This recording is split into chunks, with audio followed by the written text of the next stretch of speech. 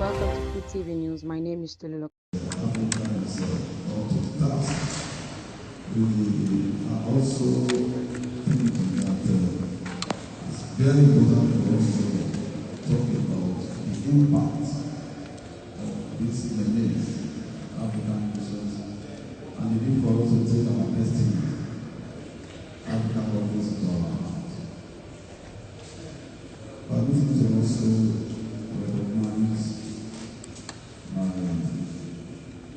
secretary to the conscience.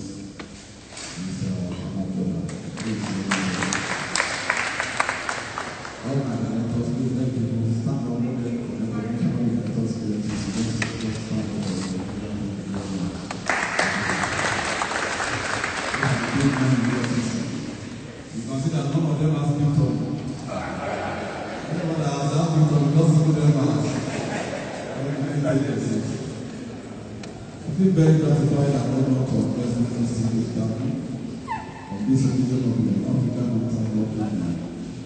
Consider it imperative to bear in mind some contemporary and economic issues of development in African continent. As it is widely known, Africa continues to be assailed by the scourge of development in diverse ways. The issue of illicit financial flow is a most challenge to African development. With annual losses running to billions of dollars, these flows are coming from diverse criminal activities, with money laundering, ransom, and perhaps highest. Another rising criminal disease has the potential to outpace even money laundering in ultimate virtual assets and investment scam. In a simplified language, virtual assets are digital representations of monetary values used operate on a blockchain and which can be traded, exchanged, transferred for payment or investment purposes. They are cryptocurrencies, digital tokens, operating on regular technology. It is important to clearly state that virtual assets are not fundamentally criminal. It is when they are lawfully or properly used that they become criminal. Technology is moving at a supersonic speed around the world. The advent of virtual assets is a response to one of the qualities of money as a stock of value that is going in our nuclear flows. However, as with every progressive innovation, those that usually evolve become ways of perverting their genuine purposes. Virtual asset fraud is on the rise, and findings show that fraudulent politicians are already perfecting schemes and hiding their mood in cryptocurrencies to build the investigative blackness of African agencies. Stolen funds and explained well are being warehoused in wallets and payment for services are being done through this way. Investment schemes are also being facilitated through it as well. And for us in the EFCC, virtual asset fraud and investment scams are not hard knocks of ground. Proactive and broad-based training and intelligence are bringing progress into the fore. We are ahead in every material sense, and there are enormous tools for operational successes in this regard, especially the breakthrough in the investigation and prosecution of the famous CTS scam. I was watching the news yesterday. At the National Assembly at the session we have someone making a presentation on the floor of the National Assembly that it's need for the to do something about it. Now we are saying to the telling that the EFCC is sorting it out. We have actually investigated CTS scam. We have found a lot of people, more people. Those who are promoted that scheme within our division have been arrested. So this moment they are being prosecuted. And we can also say that the money has been recovered. Even though we are still the process is still ongoing for us to finally forfeit it. So we are doing something that is serious. Whether it's not to the tax. And we ensure that nobody comes to the system to scam the people and get away with it. Investment fraud and virtual asset fraud is spreading like wildfire across our fraudsters are exploiting vulnerabilities of desperate investors to perform their various dishonest schemes. Every exploitation of investors in any gap is considered fraudulent. Ponzi schemes are one of the most pervasive of such acts. Understanding virtual assets and investment fraud is incomplete without serious attention to the role of the investing company in disrupting the opportunistic schemes used by fraudsters and fraud agents. We are all aware of the news and cries of many investors in secret that lost their fortunes and terms of regulators. This unfortunate situation is prevented. The lesson derivable from the secret situation of investing money through inadvertently and aid fraudulent practices through lack of due diligence of these things. Advertise to them. Another reason is that investors hardly send suspicious transaction reports to the necessary enforcement and delivery agencies until they are defrauded. I said it in one of the fora I attended. That when the goal was good, with the secret scheme, people are collecting 100% interest in 1 week, 1 month. Nobody stopped. Nobody reported the losses. It was only when the call posted that they wanted to give the EFCC to spread this magic wand and cover the money for them. So we must also be circumspect. We must be careful for every opportunity you have to invest in. You must do your due diligence. It's your duty. It's your responsibility. EFCC will not do that for you. The best you can do is if you have investigated in this and you have found some people for people and the matter is being investigated, perhaps we have secured conclusion. You can do our policy review and advise the people about the scheme. Then when the scheme has not been perpetrated, yes, we have preventive boundaries. Sometimes some of these things go unnoticed until people fall victim. So our advice also to Nigerians is to be careful. That is popularly or formally said, shine your eyes when you are going to any kind of investment. Now, the investing public do advantage in corporate processes through lack of due diligence. Another reason is that investors hardly send suspicious transactions to law enforcement agencies. We must understand that no investment act can succeed without the negligence of investors. The EFCC is always at work to engage every stakeholder in its preventive and investigative activities. Virtual assets and investment fraud and other fraudulent activities are prevented. The escape route is adequate knowledge and understanding of issues involved. Today's interactive forum promises to offer every participant an opportunity to write minds together. I urge us to be very frank, factual, objective, by setting all the issues involved in investment and associated matters. Experts in the art will avail opportunities of technical critics involved in virtual assets and their management.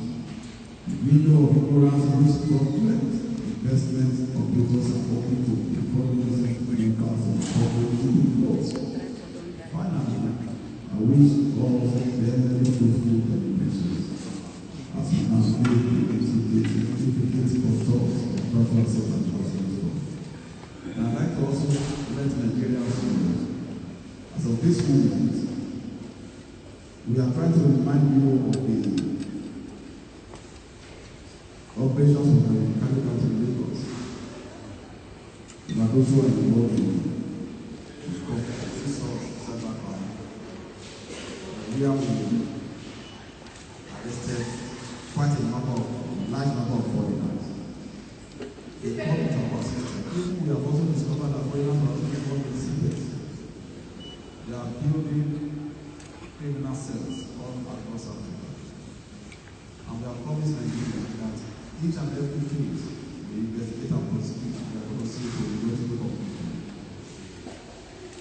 It is no longer EFCC, the time has come for EFCC not to abandon anything. We are not going to abandon anything.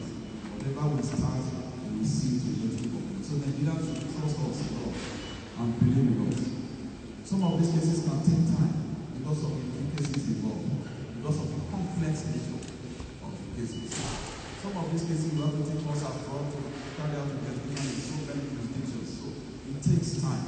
But Nigerians believe in the capacity of the EFCC to do justice to every single case that we take up. And so the issue of the case that was found out investigated in Lagos that involves the large number of foreigners, you all remember, the operator was also mentioned. Want me to let you know that all those people have been prosecuted. All. As of today, we have secured close to 150 convictions.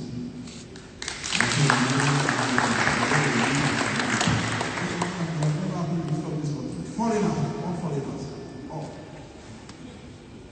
Without any option of just fine approval. There is fine, there is custodial sentence. Some of them are already very now serving their data. And when they are doing their data, we are going to send them back to where they came from. So we are monitoring them. We are not going to allow them to remain in Nigeria. So let us believe in our system. Let us trust in our ability and capacity to do justice to some of these cases we have seen. And not also, I want to also encourage Nigerians. Let us cooperate with law enforcement agencies. Let us come forward with information. Without information, we cannot do it. So this one, I want to thank you very much for coming. And I want to welcome your fruitful, useful, reasonable contribution so that that will help us going forward. Thank you very much.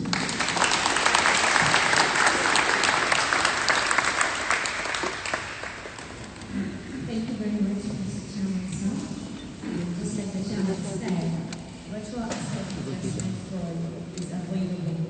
All we need to do is to prevent it by the licensing program for the EFCC and also for everyone to please join the EFCC in doing so. Next in our program, we're going to Google messages, and we'll start by the representative of the Central Bank of Nigeria, Mr. Mohammed Sabi.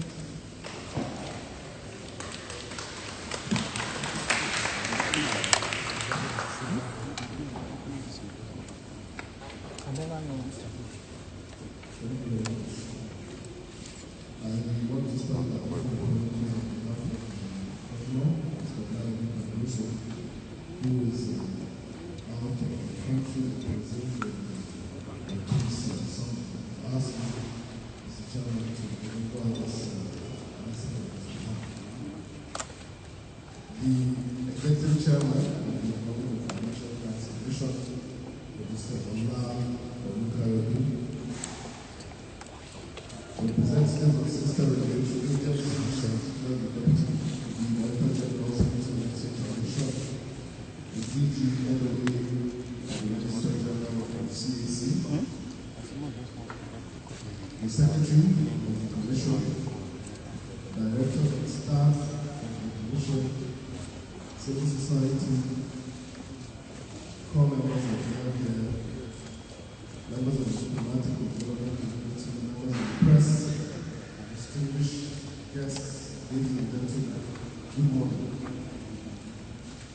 I am honored to join you in commemorating the 2025 African Anti-Corruption Day under the critical and timely theme of understanding virtual assets and investment fraud. The theme is particularly significant as we navigate the increasingly complex intersection of financial innovation and economic crime. We are living in an era of rapid technological transformation. Adoption of digital financial services in Nigeria, including cryptocurrencies and tokenized investments, has increased exponentially.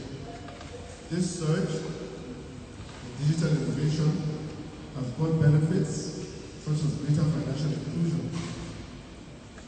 However, it has also given rise to complex challenges such as fraud and money laundering. In Nigeria, over $56 billion in crypto-related transactions were recorded between July 2022 and June 2023. Making us Africa's digital transaction leader. But this growth is not without consequences. The CBN Financial Stability Report of 2024 reveals a 45% surge in financial fraud cases losses, with 70% of losses linked to official channels, including unregulated virtual asset transactions. Furthermore, over 30 policy-style investment schemes exploiting digital currency narratives have been flagged by the SEC and other agencies. These developments pose major risks, including loss of consumer confidence, weakening of financial integrity, and reputational challenges for Nigeria and the global financial system. Distinguished guests, these realities compel us to respond with urgency, vigilance, and a clear sense of purpose. We have intensified our regulatory and supervisory responses in several critical areas, namely on virtual accounts. Following an extensive review of the operations of virtual accounts by deposit money banks and their fintech partners, we uncovered systemic weaknesses. These include poor KYC, practices, and insufficient transactions monitoring. We have acted to ensure that all firms strengthen KYC processes, improve oversight of fintech partnerships, and adhere to AML CFT. Second, interagency collaboration.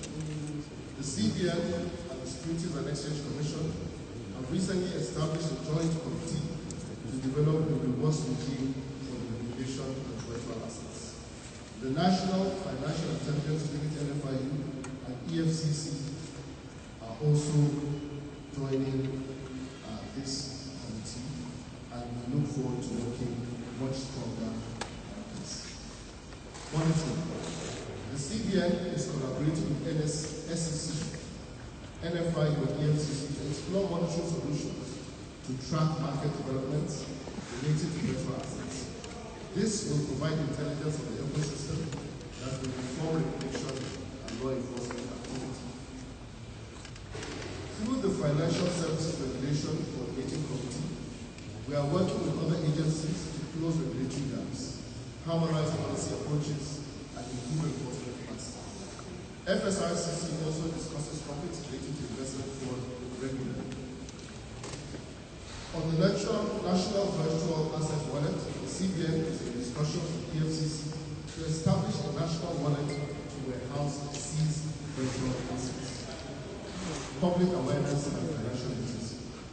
We are scaling up citizen engagement and education campaigns, especially among youth, to help them make informed investment decisions and recognize fraudulent schemes. Technology-driven financial crimes is borderless, spaceless, and it's fast-moving. Combating it, therefore, requires strong solutions and innovation. Today's lecture, therefore, is not just informative, it is strategic.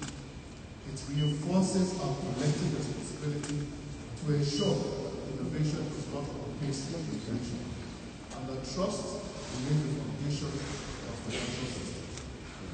Let me close by commending EFCC for its leadership, its chairman, and for convening this highly level committee. As the Central Bank of Nigeria, we remain committed to fostering a secure, inclusive, and innovation-friendly financial ecosystem. We stand ready to collaborate with the EFCC and all sister agencies on this important matter. Together, we can protect our people, preserve financial stability, and promote responsible virtual asset use. I wish you fruitful deliberations and successful implementation. Thank you very much.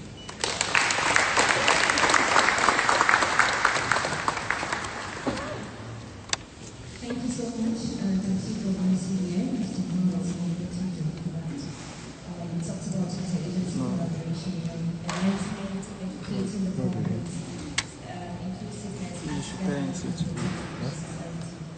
I'd like to call on the Director General Security and Exchange Commission, Dr. Olukoyede.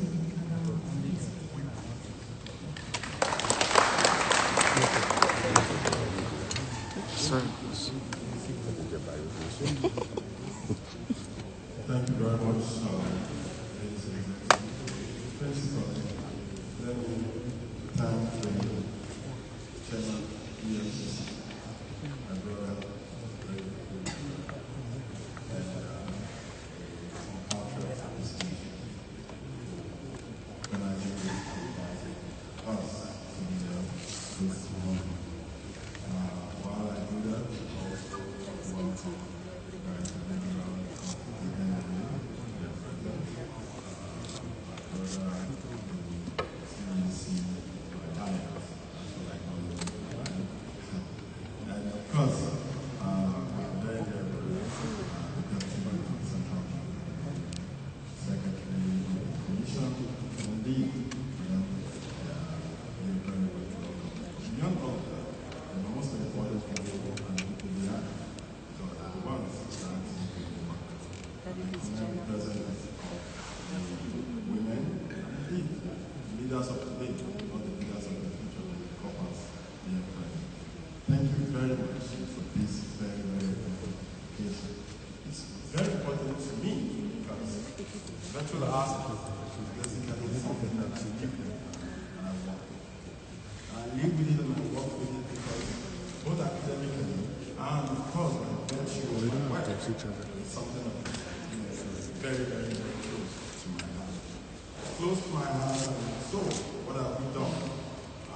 Because virtual assets is something that is new and is a little bit fluxy. We are unable to properly determine exactly what it is and where the regulation is situated.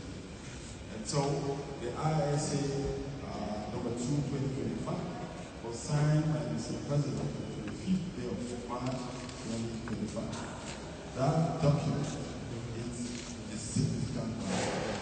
A significant milestone not only for digital assets, but also for this country. Because right among the 20 of the nations, Nigeria stands out to clearly define what happens or how virtual assets are regulated. And that is included in the ISA 2025. So for us as a nation, we have brought ourselves up out there to show the world that we are seriously in our business. But beyond all of that is the activities of the EFCC in pursuing the criminals, in pursuing those that have decided to make our country ungovernable. Whether you call it criminality, or sovereign interference or intrusion, EFCC has gone all out there to deal with the challenge. But one thing that is important, which we all must understand, everyone that is investing or involved in those fraudulent activities are not investors, they are victims. So we must differentiate that. And I picked the point that was made by the chairman regarding, when the people were enjoying the black seeds of this criminal event or criminal activity, nobody spoke to us. Nobody spoke to God. Neither are these people responsible to pay their tax from all of this proceeds. Nobody bothered about it. But when they lose the money, they look for all of us. They look for EFCC, they look for SEC, they look for CBN, they look for CAC, under various platforms. But nobody has asked them, were you a responsible person or citizen when you are enjoying the bounties of criminality? Yeah. So you expect that Nigerians or the government will now expend its resources to come and fight for you that has taken the wrong decision without actually going out to find out something. I felt it was important to put this background because the knowledge is important that we understand that we can only give what we have, we cannot be what we don't have. However, this is very important because it's speaking to corruption. African Union corruption. And so, on behalf of the Security and State Commission, I am honored to join the African Union and indeed EFCC in commemorating this year's transparency under the critical theme understanding virtual assets and investment. Corruption remains a significant impediment to Africa's economic growth, social development, and investor confidence. Today, as digital innovation transforms financial systems, we face three challenges, particularly the rise of virtual asset fraud and sophisticated investment scams, exploiting suspected investors and individuals. This threats undermine market integrity, erode trust, and divert resources Securities and Exchange Commission, as a frontline regulator, remains committed to strengthening investor education and recognizing and avoiding fraudulent schemes, enhancing regulatory framework to keep pace with evolving risk in virtual assets and digital investment, fostering cross-border collaboration to combat corruption and reduce financial fraud. The Investment and Securities Act 2025 introduces key provisions to regulate virtual assets, cryptocurrencies, digital tokens, and other blockchain-based assets. And of course, I must mention that the EFCC Chairman was about the first government organization or government official to visit me at the SEC upon my appointment as Mr. President. And that visit particular mention that we have the national confiscation laws. In the process, we have the ISA being fine-tuned. And I'm glad to mention that the ISA number 2/2025 has made the establishment of a national confiscation wallet. So this is the respect and inspiration that we're able to look at which speaks to the fact that whatever asset, digital asset that we confiscate has a place legitimately and legally. So, what do we mean by virtual assets? Chairman has spoken about, so I probably want to speak about it. However, it should be known that digital assets are defined as of course, our tool is on how it steps by the speaking to its value about the returns on investment. We at the SEC have been able to provide rules and regulations. The rules and regulations speak to CFC, and of course, all other issues around verifiable investment schemes. And that has allowed us to provide licensing to all digital assets and all digital asset platforms and of course organizations, which means that if you are not registered with the SEC, you are illegal. And one of the things we have tried to do is in order to ease our issues around innovation and stifling of innovation, we have introduced what we call the regulatory innovation and accelerated regulatory innovation boxes. And these are sound boxes that allows us to work new entrants into the system in order for us to manage the risk associated with this institution. It is very important that these are new instruments, and because they are new instruments, there is a lot of learning that has to happen. And the ability to unlearn and relearn is very important in our aim and our desire to create a level playing field for the two services entrance, and also to provide regulation that is friendly, market friendly. We cannot run away from the fact that we must regulate. The reason is simple. Nigeria has a population of over 200 million persons, and we are all aware that by demographic, we have over 70% of Nigerians that are below 30 years of age. All of these people, one thing is sure, their next of kin has moved from being their parents and their brothers and sisters to the phone, the Android phone that they are owning. And that is the vehicle by which virtual asset trading happens. That is the vehicle by which digital assets activities happen. And so clearly, we must understand that in order for us to accommodate this team in Nigeria into the space of actual economic activity, we must provide them a platform. Platform that is limited, platform that is surveilled, a platform that speaks to their interests. And how do we do that? We can only do that with cooperation. And so, as a team, joining the other team members, EFCC, Central Bank, CAC, and every other person, every other person that has interest of the use of this national art, to making sure that we provide a level playing field, we provide certainty, we provide clarity, regulatory clarity. It's very, very important for us to embrace this new economic activity. Cryptocurrency, digital assets are instruments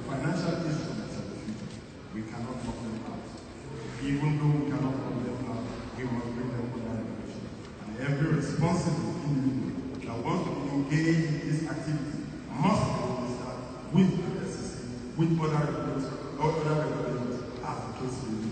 I commend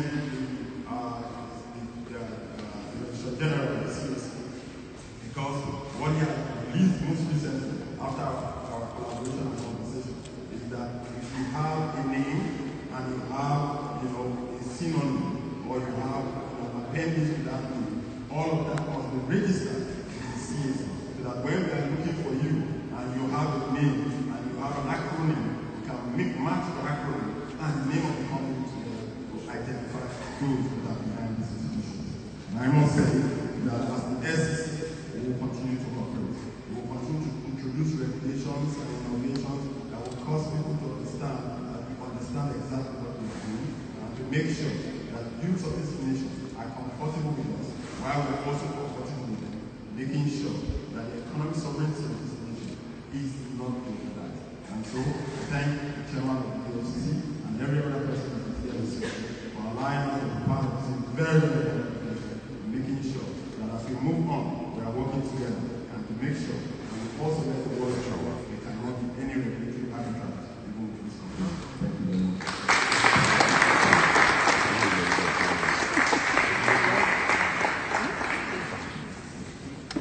Thank you so much, Dr. And then we you actually told us, I think, the banking and different problems. So far, we have to collaborate, we have to cooperate, and we have to maintain our responsibilities.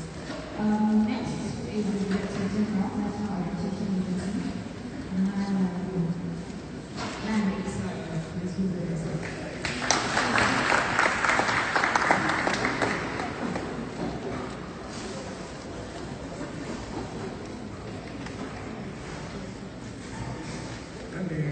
Let me start by taking advantage of this forum about important message. And that's about our national anthem, which is one of the 7 national symbols that we must cherish in this country. And they are part of all our activities. The 7 symbols include the national anthem, the national flag, currency, national ID card, the international passport, and so on. We read the national anthem this morning. Let me correct a few things there. In functions like this, it is only the first answer that we need to recite in any function.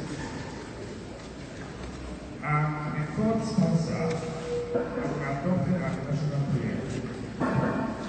We take the 3 stanzas together only when we have some specific functions like the independent celebration, the inauguration of the new president, the National Assembly, and the justice of the Supreme Court, armed forces of Federal State. Otherwise, we take only the first stanza. And as also this common mistake. When you look at the second line of the first stanza, and then the last line of the second stanza, of the third stanza, national prayer, that Nigeria may be blessed, not shall be blessed. The way we pray, we say, may God. So this is very important, and thank you for permitting me to take advantage of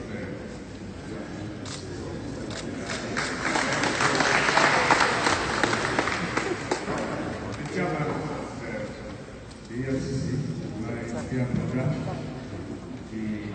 when I consulted the continent to know how what EFCC are doing. I'm sure the massive trust that we have between the people of this country and government, and Jews and other parts. But it's not our responsibility in every way to ensure that we are getting and we all the duty of check, my pleasure, to you, the Registrar General of CAC, and every other person of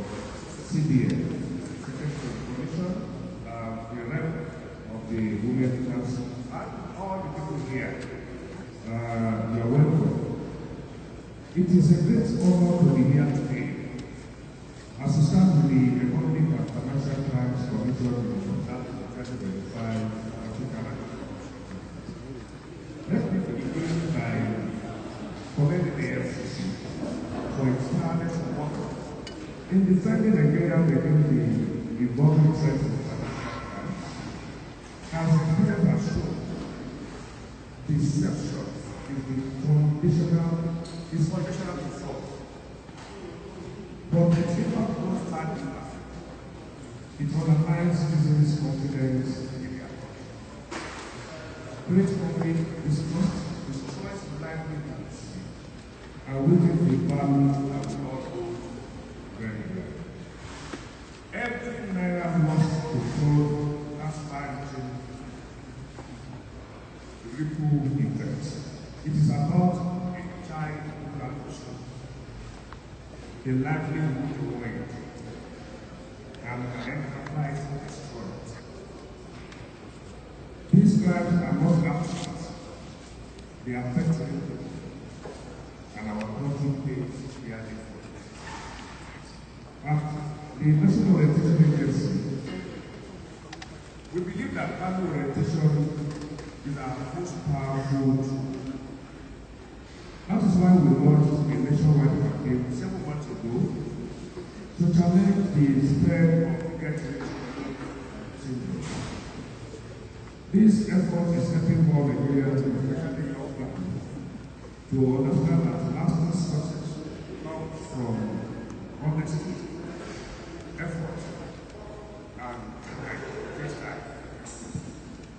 We are also embracing technology to support public vigilance. One of our newest tools is what we call the Claim AI Voice and Chat Assistant. Claim, yes, stands as what we all know, we want to do something. But the spelling is actually CLHEEAN. It's an acronym for crimes, lawlessness, issues of health. The first letter is education, the second letter is environment, A, abuse, and N, nationalism. So, claim is the name of the personnel that we just want, an AI tool on all our phones. We can speak to the claim anytime. Ask questions about actually anything about what one of the agencies represented here about what they are saying. You can get the information on your phone by speaking to them and it will have conversation. You can also get it to text by typing the question the same way you use the AI tools. And that belongs to this question. And we believe that information is very important for people to be able to stay away from the things that are ruining their livelihood. In the next 2 weeks, we will launch that Claim mobile app. It will also known as an app that people can download and see that through a lot of things. This simple, and it also addresses the issue of misinformation and fake news. Before you know, I for your phone, you can verify whatever news you have seen. It's not supposed to log where it is. You will see the spread and the impact of the fake news. This simple but effective platform allows citizens to see something and say something. If someone receives a suspicious message or is targeted by a scam, they can report it instantly using the app.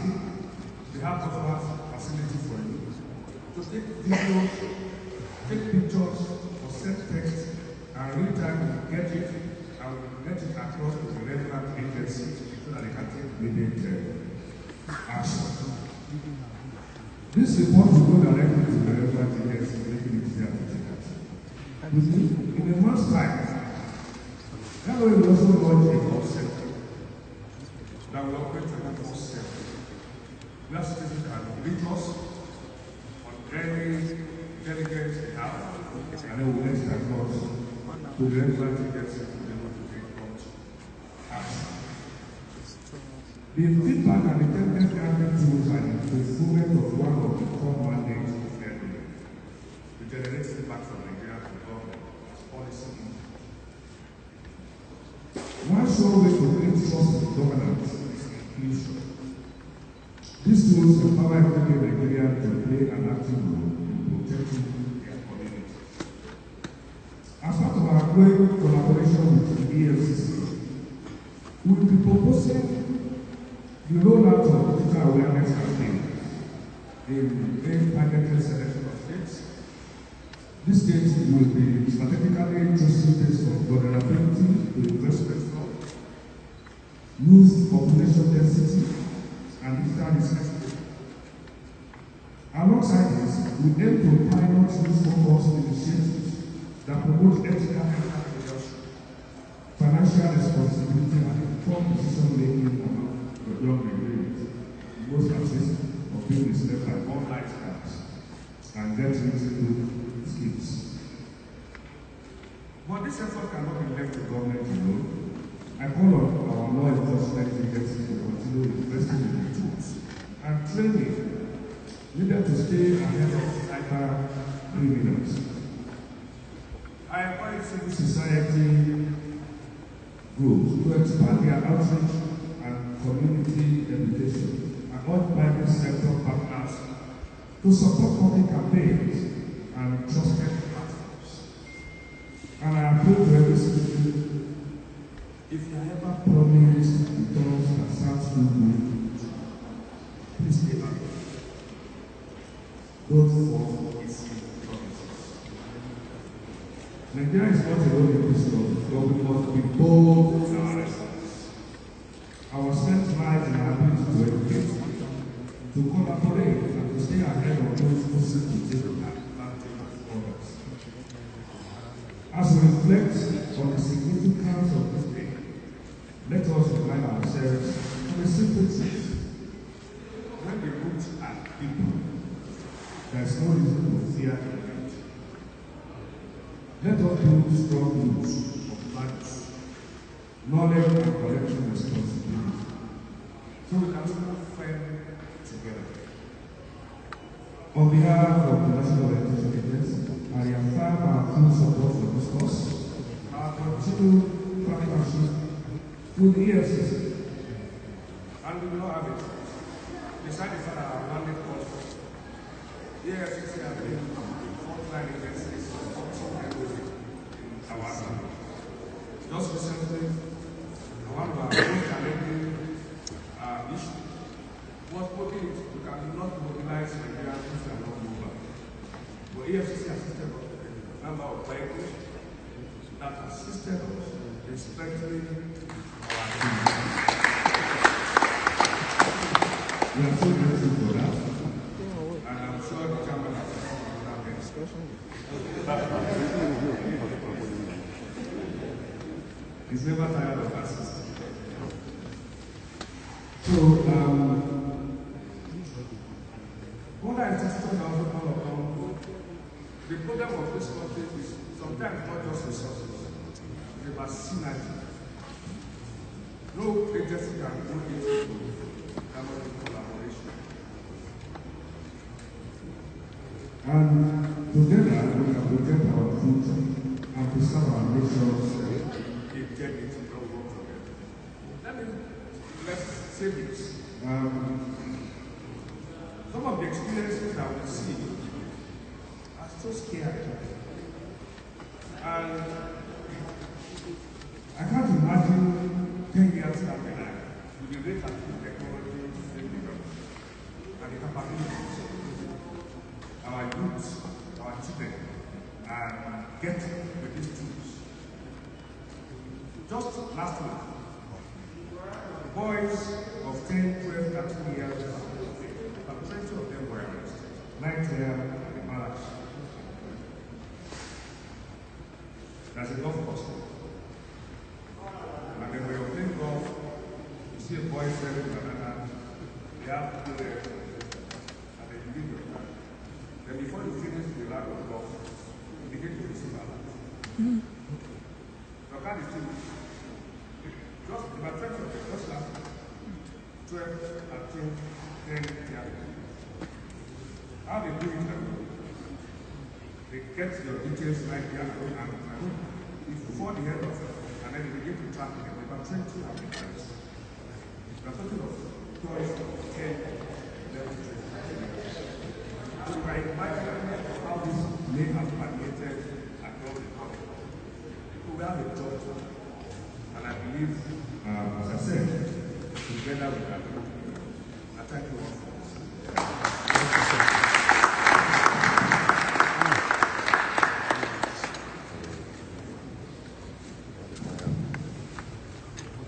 Thank you so much for the National Education Agency.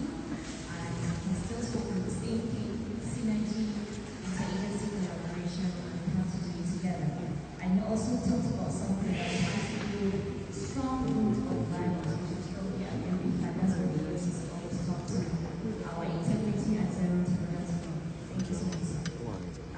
Next, to give a good message to the Registrar General of Public Affairs Commission, CAC, Mr. Chairman.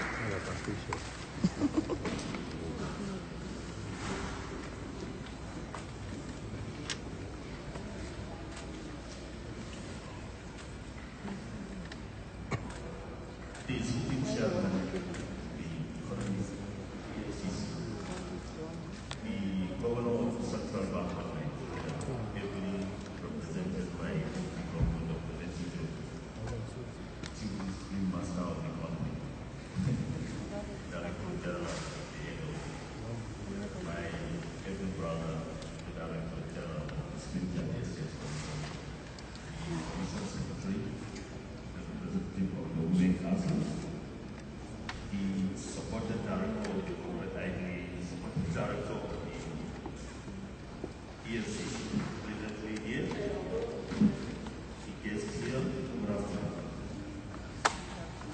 It is my honor and privilege to deliver this good message on behalf of the Corporate Affairs Commission at this important event organized by the Economic and Financial Crime Commission to celebrate the 2025 African Anti-Corruption Day. Let me commend the EFCC for a consistent effort in leading the fight against corruption in all its forms, and for the kindness of the CSP for understanding virtual asset investment. It is clear recognition of the evolving nature of financial crimes in our digital age. Virtual assets, while offering significant opportunities for economic growth, also present new and complex avenues of fraud, money laundering, and financial manipulation. As such, it is imperative that all regulators, institutions, and stakeholders remain vigilant and proactive in responding to these emerging trends. At the Corporate Affairs Commission, we understand our critical role in corporate governance and financial transparency. We are already collaborating closely with the Security and Exchange Commission and other sectoral regulators to implement necessary checks and enforce compliance in each area. Our joint efforts are aimed at ensuring that virtual asset-related activities are conducted within bounds of the law by entities that are properly registered, traceable, and accountable. This synergy between regulatory bodies is vital if we are to stay ahead of process and preserve the integrity of our corporate and financial system. As we mark this important day, may our collective resolve to fight corruption in all its manifestations be strengthened. And may we continue to work together to build a safer and more transparent Nigeria. Thank you very much.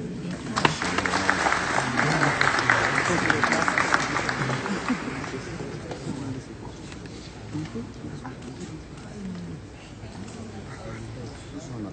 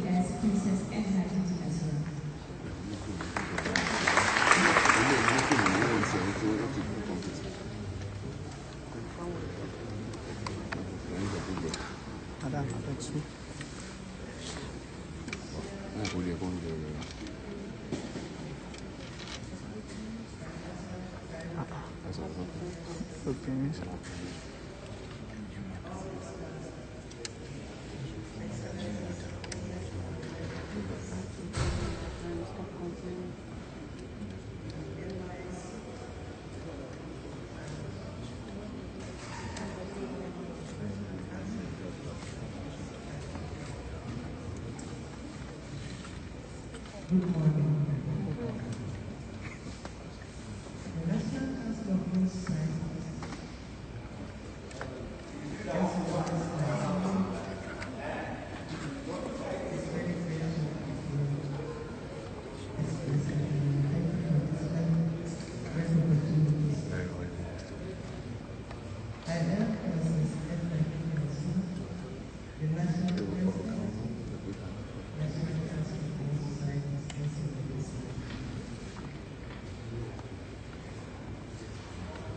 the theme for this year's celebration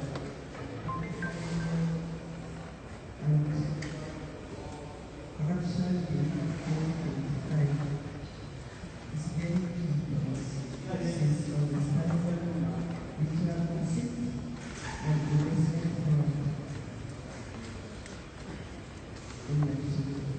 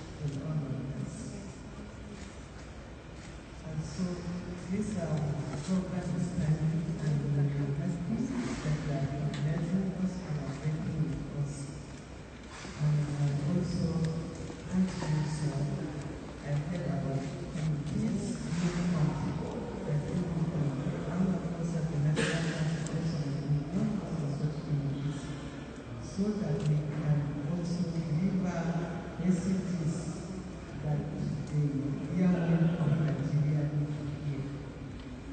We operate with the women, the youth, and the people living with disabilities in Nigeria. So we have a great reach. The National Council of Law Societies Nigeria was founded since 1988 with the sole aim of making Nigerian women to be aware of who they are, let them be empowered, let them be educated, let them be given adequate help. And so this awareness that we have brought to here is so that is in line with our aims and activities, our vision. And so far we are grateful partnering with you and we commit to go to higher fighting with this. And this data, I want to congratulate you because we've been observing, we've been listening to what you are doing at EFCC and we've been doing what you are doing yourself.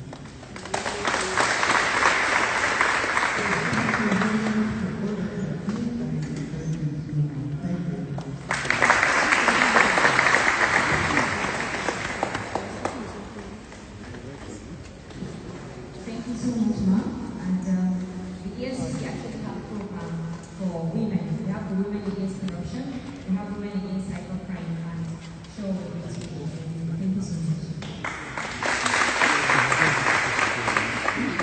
Now we go to the discussion, which is understanding virtual assets and investment fraud, a paper that was presented by ACPT in Haiti, Head Cybercrime Section, headquarters of the EFCC.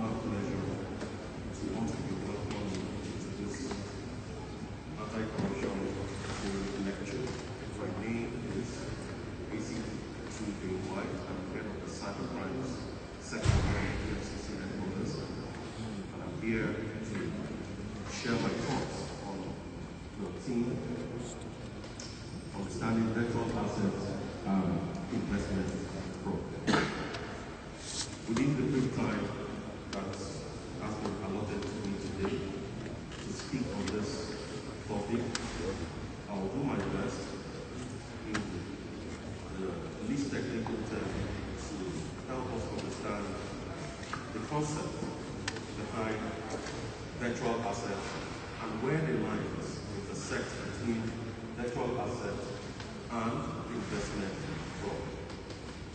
I'm sure if you have been following the events in the public media, you would have heard about so many people in recent times, especially this year, complaining of the losses they suffered from different kinds of investments. So what we will try to help you do today is understand why this growing phenomenon of fraud typology is now a thing of concern within our threat landscape in financial crime in Nigeria, and how people can understand the red flags to indicate that this is the wrong venture to invest.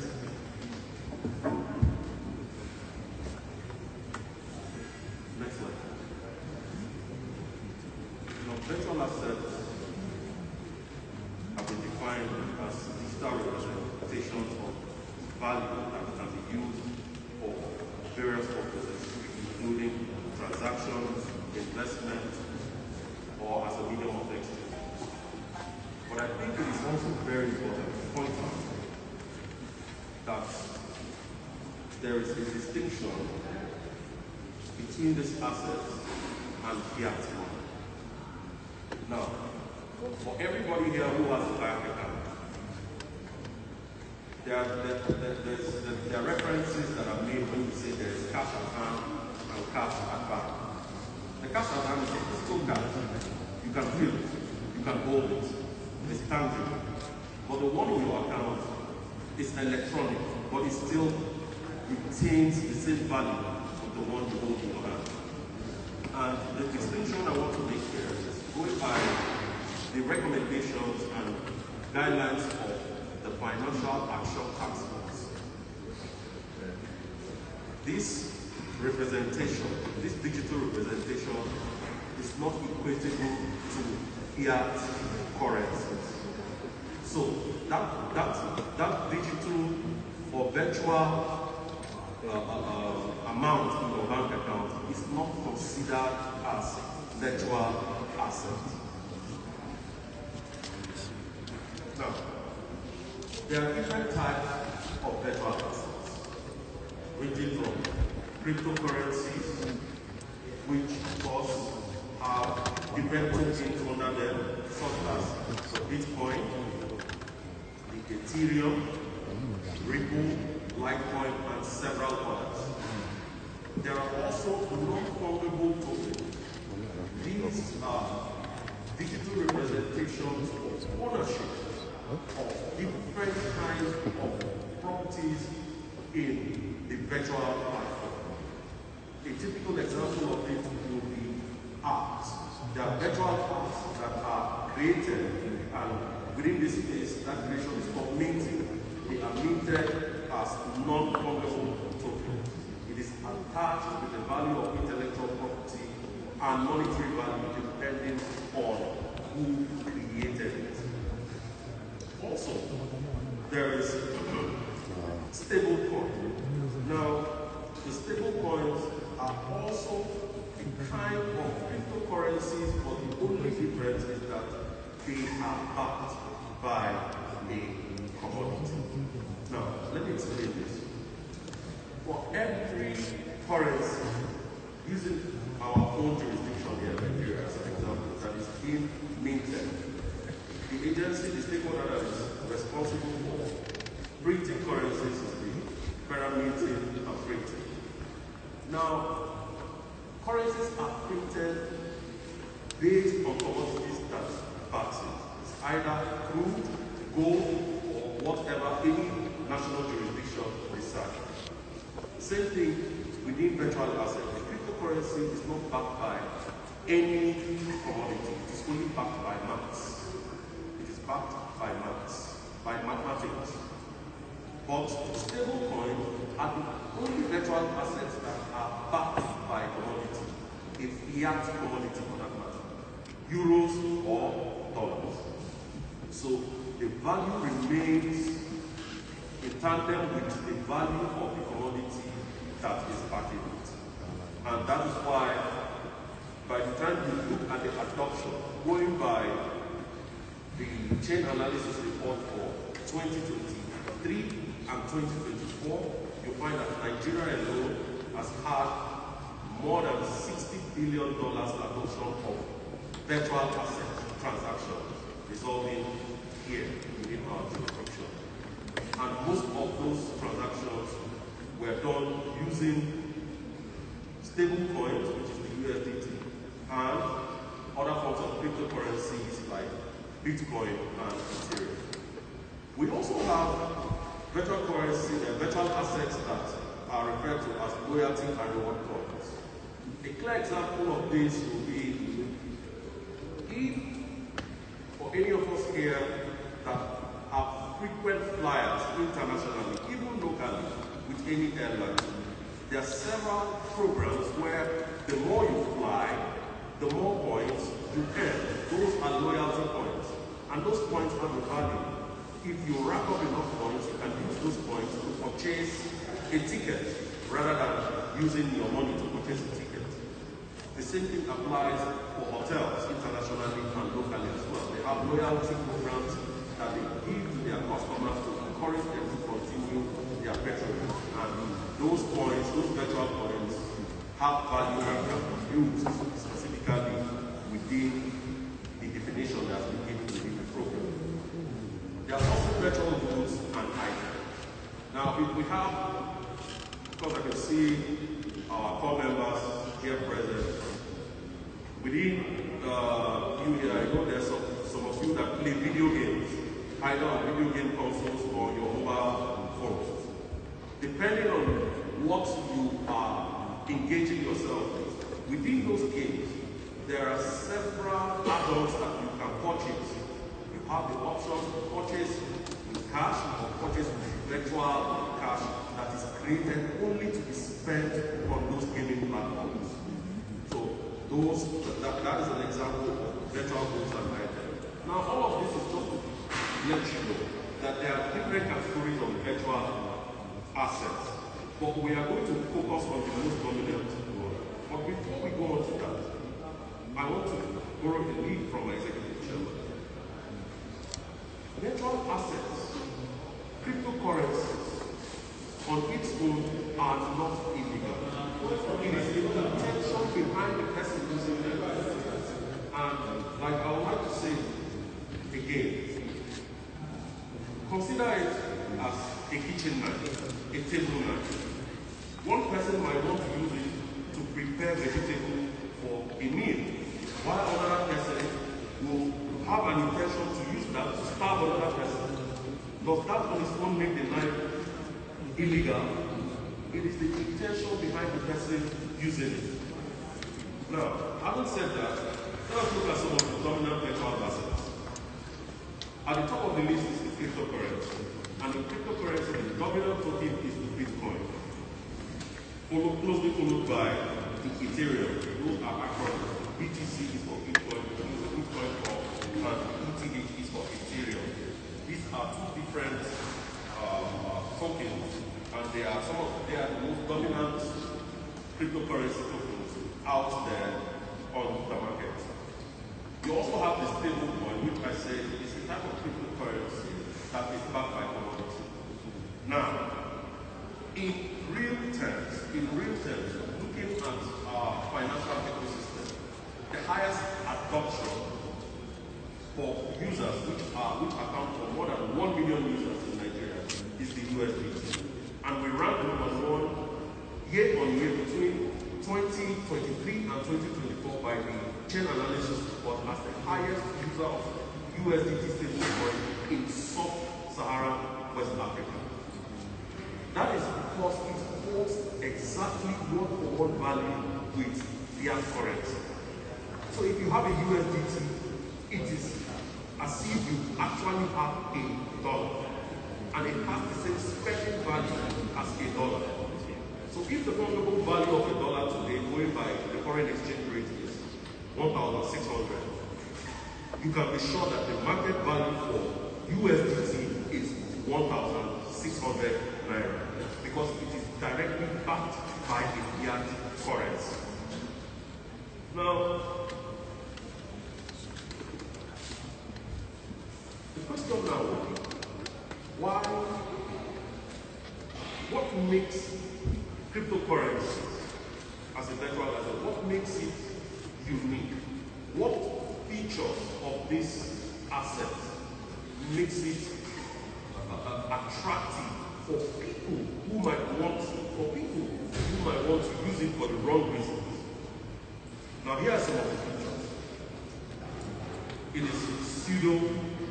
is pseudo anonymous. What that means is that for anybody here who has a bank account, if someone wants to send money to you, they are going to see several things.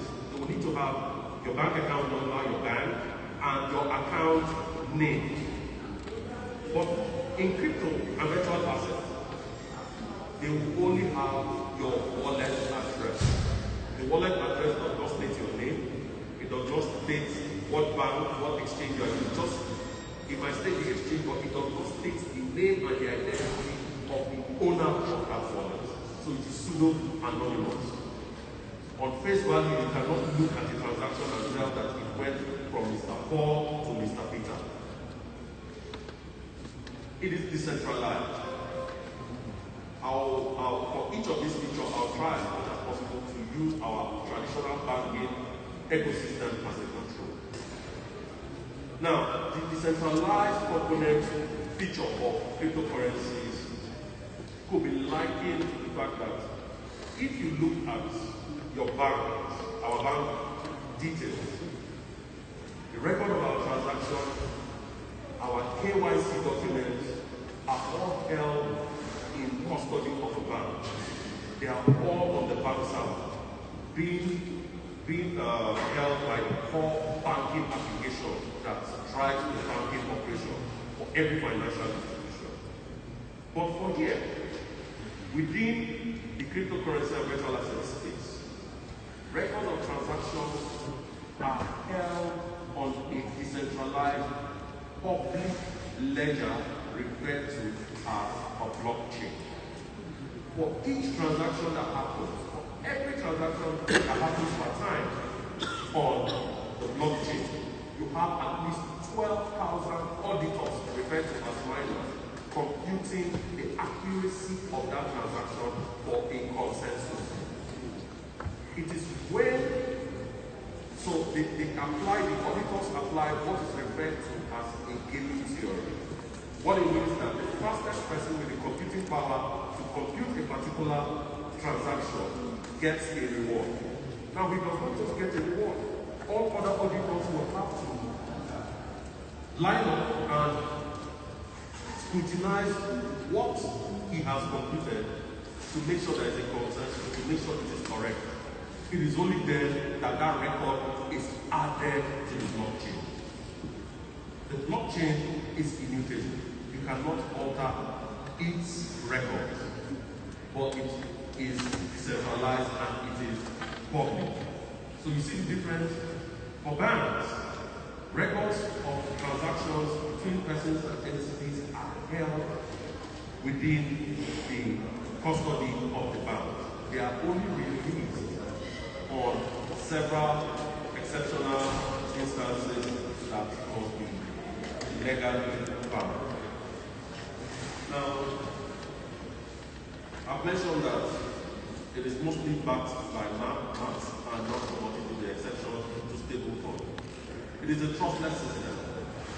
I might not need to know the next person I need to transact with. All I have seen is that it has the capacity to deliver on what I need from him. If I need X amount of virtual asset from him, all I need to do is go on a trusted platform which is an exchange. I will allow the exchange to act as an escrow, as a verifier between us for that transaction. And if I request and transfer to you or he transfers on his own instance the be an escrow to verify that that transaction met both requirements. Now, there are no regulations for intermediaries. So, unlike the regular banking financial institution in our financial ecosystem, we have regulators.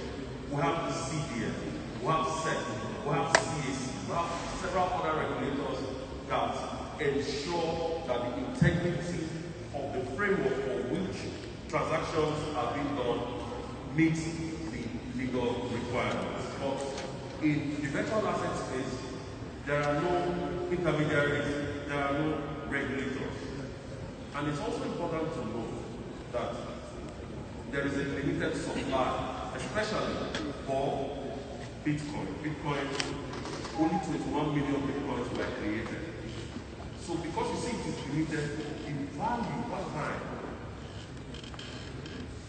being volatile, will always remain very high. As of today, the value of one Bitcoin is over $100,000. And you can check the value, the daily value of every virtual asset, every cryptocurrency on the internet. All you need to do, log on to the website called coinmarketcap.com. If you go there, you are going to see the value, the daily value of every cryptocurrency that's listed and that has done an equivalent of an initial public offer, which is called an initial coin offering. Now, let us start looking at where the lines might start intersecting.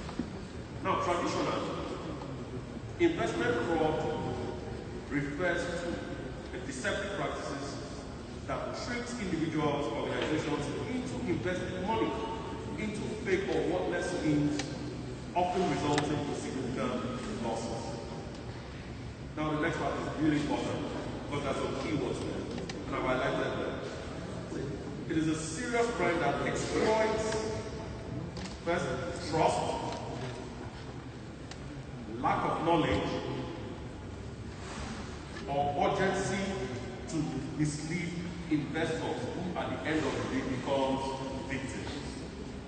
Now we're going to look at what these keywords, how they translate to influencing and making victims susceptible to this crime. On the other hand,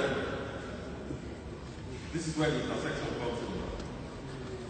That is investment that is now not, you have different types of investment. There are people who want to invest in real estate, who want to invest in trade, but for virtual asset investment or request of scam aimed at deceiving individuals into investing into digital assets such as cryptocurrencies, non-fungible tokens, or decentralized financing platforms. Now, these frauds are characterized by following features. And please pay attention because these features are not just merely academic. These features are also drawn from use cases that we have seen. Some of these cases have already been further mentioned here this morning, like the CBEX case that was spoken about. It's public knowledge. We saw how much was lost. We saw how many people invested in it. And we saw the effect that it has plunged people into deep economic hardship. Now, one of the features, and this also serves as a red flag, we must look out for this, is that this investment comes with false promise of high return on investment. So, in the prospectus, they will say, we're giving you an opportunity to invest in this asset, and you will get your return on investment at 100% in 30 days' time. So what that means is, if you invest 1,000 naira or 1 million naira, you are going to get 100% of that in 30 days. That is, in 30 days, you are getting double what you put in. That is the number one red flag. That is the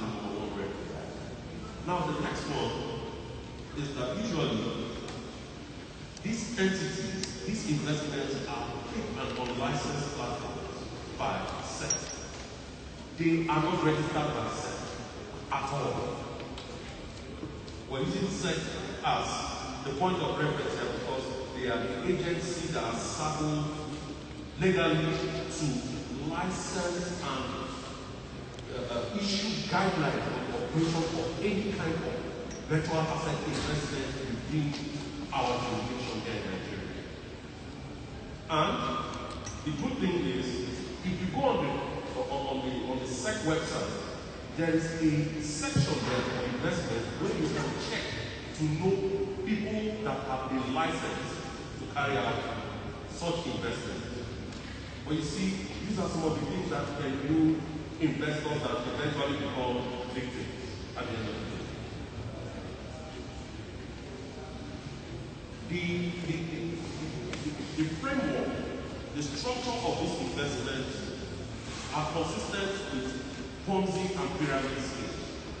Now, another very notable red flag is any investment that will ask, any virtual asset investment or cryptocurrency investment that will ask investors to go and refer another person for any kind of advantage, for any kind of bonus, for any kind of discount. That is one of the big red flags. Because at the end of the day, the prospectus or the white paper of this project, this investment, does not clearly state what they are investing in. They are very bogus, but people are so drawn to the promise of return of investment that all other logic and reasoning goes out of the window until they pay for it. Now, they have phantom tokens incorporated into these investments. These investments are well thought out. They don't just exist on paper. The threat actors go as far as creating websites, developing mobile applications. All of this is to mimic genuinity. If I'm permitted to reference what the Director General of SEC mentioned when he was giving his address, that most users carry out transactions on their mobile phones. So to make it look genuine and real, they go as far as developing mobile application platforms where tokens will be published on a dashboard. And they will create profiles for users to go and enter their personal information to register as users, as investors. They will also create for them a wallet where whatever they have put in will reflect as their physical value.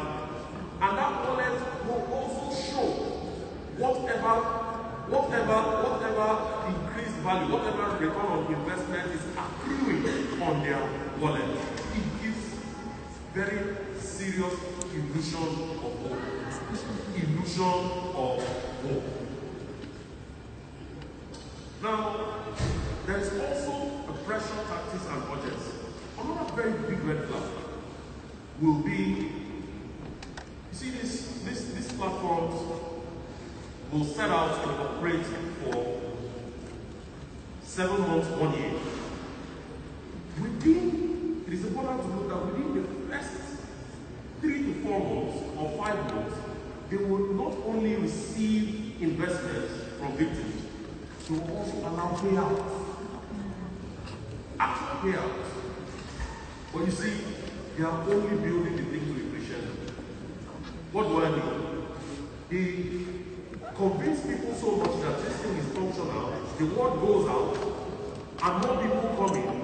Then, a month to the last month, they will now give an unbelievable offer. If it used to be 100% returns, that last month they will make it 350% return.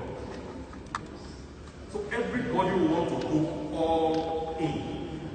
That's the point where people start selling their houses, selling their land, going to church and collecting their offerings free, going to cooperative to take everything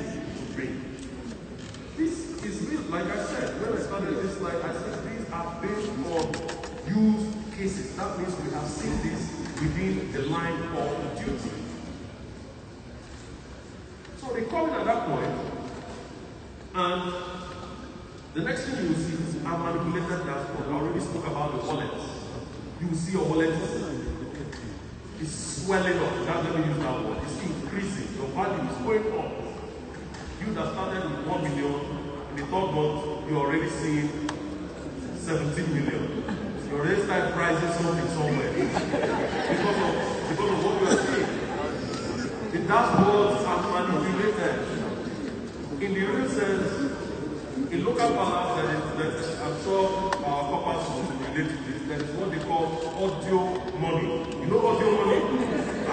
It's audio money. That means it is not tangible. Even in its virtual form, it has no value behind it. It is pure air and gas, empty. And the last stage comes in, which is the exit scam. When everybody has gone all in with expectation of the 350% return on investment, the website goes down and the app stops working. The office goes down. Everybody starts running EFCC, SEC, CBN, CSC, and people start crying openly. Can you relate to any of this?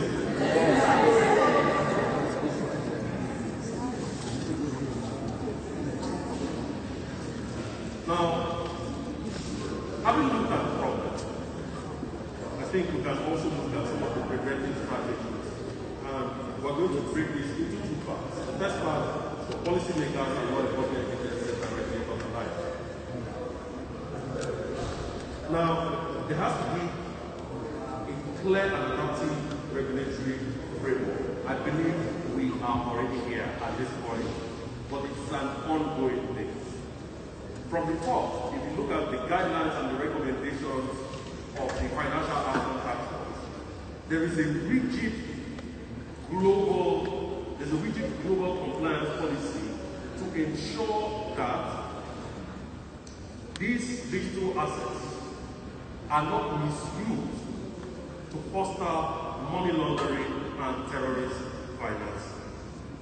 And I believe it is from that regulation and guideline that it has trickled down, it has cascaded down to our municipal structure, where you now have, Security and Exchange Commission coming up with guidelines and coming up with a regulation that recognizes virtual assets as a commodity.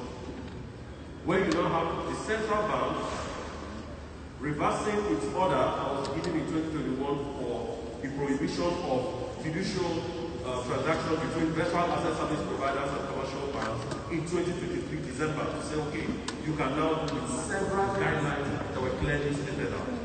And if you look within the light of those recommendations, guidelines, provisions of the law, you will see that all of them is geared towards protecting the integrity of our financial ecosystem by making sure that in dealing in these types of transactions, we are not open to money laundering and terrorist financing.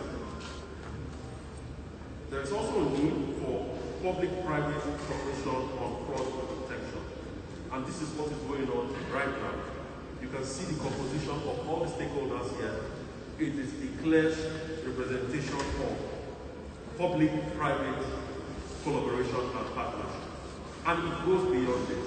Even outside our jurisdiction, agencies are constantly looking for ways to strike new working relationships that will help the prosperity of our financial ecosystem and the integrity of our national image. Also, they need to improve public enlightenment campaign and subject matter.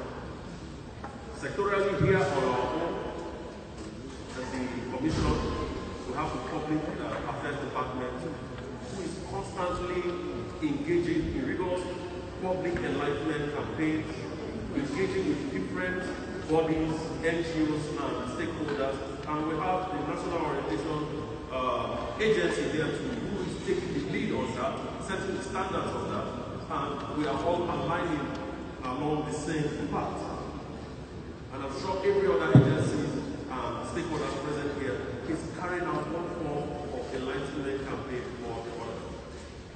There is also a need to build capacity, this is from the enforcement point, in investigating, tracing, and seizure of virtual assets that represent proceeds of crime. So we're not waiting till the next fraud, the investment fraud, goes bust before we start acting.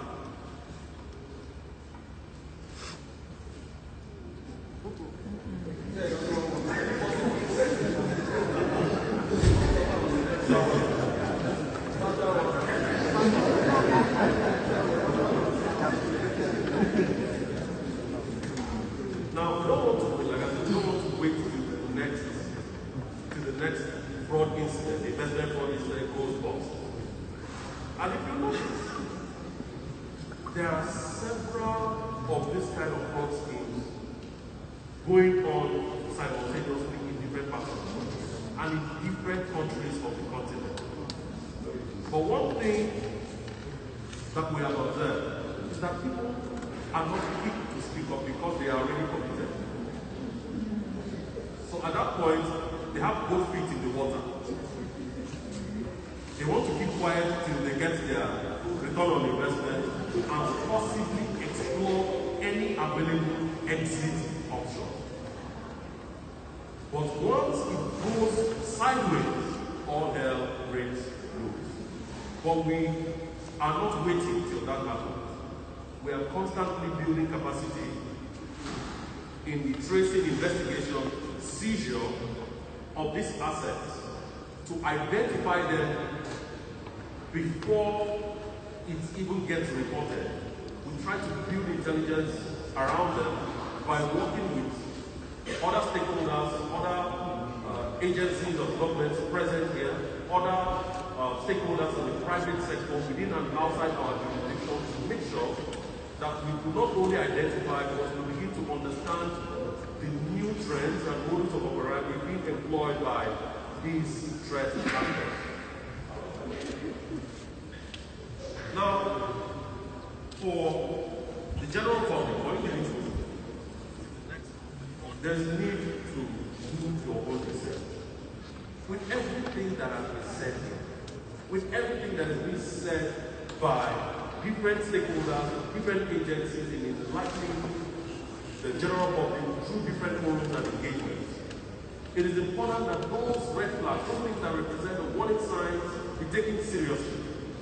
And those things must act as a reference point to be used to look out for before venturing or investing in any of this kind of investment schemes. We've mentioned the SEC website where you can go to check. Even the CAC website is a place you can go and check. And even down here at the Commission, we have had reason to receive several requests asking us to verify the legitimacy of particular or of certain quote unquote investment entities. So all of these platforms should be utilized at the slightest instance when any of those opportunities present themselves. We talked about verified license. And also, if it sounds too good to be true, then it is not true. Avoid get rich quick problems. In conclusion, having heard all of this and having been able to even achieve the successes, little successes that we have achieved, when I say little, it's quite relative because they are not so little. It has only reinforced the call for us to strengthen our collaboration across stakeholder engagement from agency to agency, public and private, within and outside Nigeria, because the fight cannot be won by one agency. We need to work hands, work shoulders, and collectively be able to achieve the prosperity and the vision that the economic ecosystem of this country deserves. Thank you, sir.